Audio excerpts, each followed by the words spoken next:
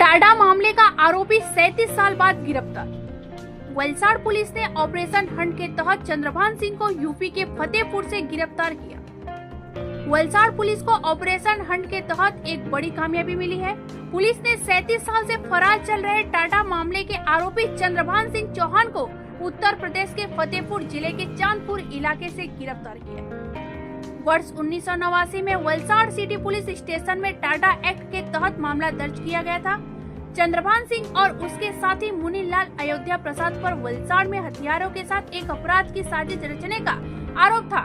मुनीलाल की गिरफ्तारी के बाद पूछताछ में चंद्रभान सिंह का नाम सामने आया है। बता दें कि तकनीकी निगरानी और आरोपी की बेटियों व परिवार के सदस्यों के कॉल रिकॉर्ड के आधार पर उसकी लोकेशन प्राप्त की गई। स्थानीय पुलिस की मदद से 12 जुलाई को आरोपी को गिरफ्तार कर लिया गया। यह भी पता लगाया जा रहा है कि क्या फतेहपुर जिले में उसके खिलाफ कोई अपराध दर्ज है। मई और जून में वलसाड़ पुलिस ने ऑपरेशन हंट के तहत लगभग 60 अपराधियों को गिरफ्तार किया। મહિનાથી Valsad city police station PI Dinesh પરમારની ટીમ આની અંદર કામે લાગેલી છે। ઉત્તર પ્રદેશના જે ચાંદપુર વિસ્તાર છે ત્યાં જઈને તપાસ કરતા એવી હકીકત મળી હતી કે રણવિજયસિંહ ચૌહાણની 4 દીકરીઓ છે અને એમાં એક દીકરી કાનપુર, એક દીકરી ફતેપુર, એક દીકરી કલ્યાણપુર અને એક દીકરી ઉરઈ, એમ અલગ અલગ જિલ્લાઓમાં રહે છે।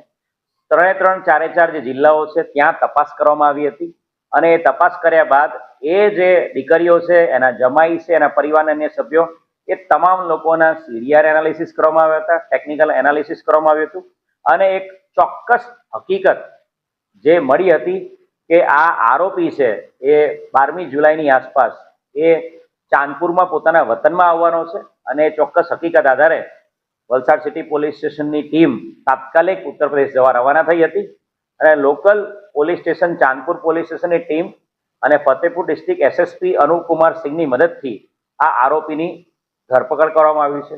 એક ખૂબ મોટી સફળતા 37 વર્ષ જૂના ટાડા એક્ટના આરોપીને પકડી પાડવામાં વલસાડ જિલ્લા પોલીસને સફળતા મળી છે।